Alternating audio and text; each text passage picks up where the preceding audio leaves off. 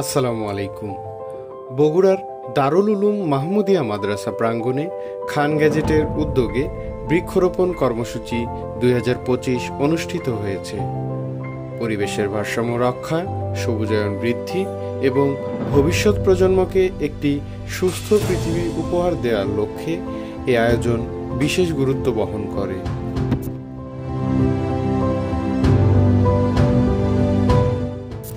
খান gadget একটি ব্যবসায় প্রতিষ্ঠান নয়, বরং মানবতার কল্যাণে কাজ করাই এই প্রতিষ্ঠানের অন্যতম লক্ষ্য।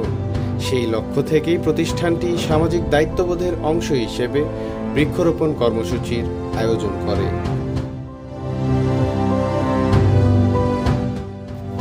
আয়োজনে উপস্থিত শিক্ষক, শিক্ষার্থী ও স্থানীয়রা সকলে মিলেই মাদ্রাসা প্রাঙ্গণে বিভিন্ন প্রজাতির ফলজ, বনজ ও ঔষধি গাছ রোপণ করেন।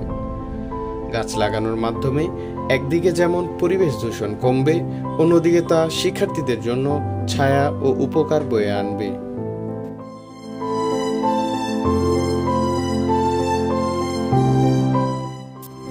খান গ্যাজেট বিশ্বাস করে আজকের একটি গাছ আগামী দিনের জন্য অক্সিজেন, সুস্থ জীবন এবং সুন্দর পৃথিবীর প্রতীক।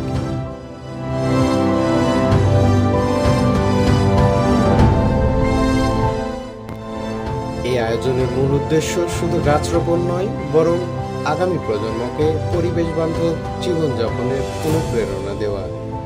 আসুন আমরা সকলে হাতে হাত মিলিয়ে এগিয়ে যাই, সবুজে ভরে উঠুক আমাদের বাংলাদেশ, আর আগামীর পৃথিবী হোক আরো সুন্দর ও প্রাণবন্ত।